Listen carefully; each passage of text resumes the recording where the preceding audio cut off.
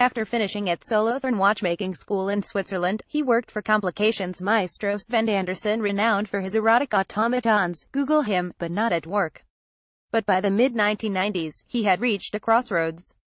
I'd simply been learning to be as good as other watchmakers, learning how to make a version of what has never been bettered for hundreds of years, he says. As a 20-year-old, I faced a tough reality: either stop making watches altogether, or take a completely fresh direction. Baumgartner and Frei met at a squat party. Their dissimilarity to the hunched Geppetto stereotype is precisely why the brand's watches are so far beyond the norm. I was part of this arty, underground world, and so was Felix' cousin, says Frei. Felix was invited to join us and celebrate New Year's Eve. We spent hours talking, exchanging, arguing. We had two different approaches.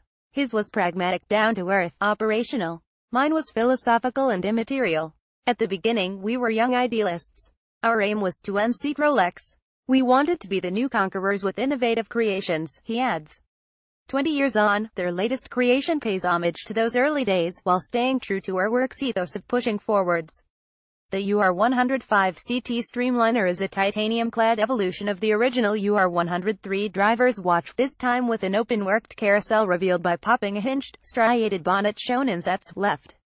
The whole world, what we create and what nature creates, is worth thinking about, says Frei. In art, I can do everything. I can think about machines as Duchamp or Beuys did. That's not to suggest, however, that Baumgartner's role is to simply realize his partner's wild imaginings. He'll come up with a technical idea. Then we ping-pong between the concept and the technicality, says Baumgartner. It can take 2 months or 5 years.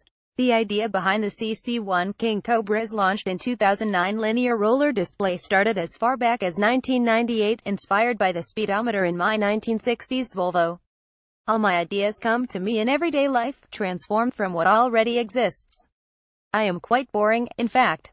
If boring means creating watches as mind-blowing as Urwerk's, then well, agree to disagree, Mr. Baumgartner, Urwerk.com.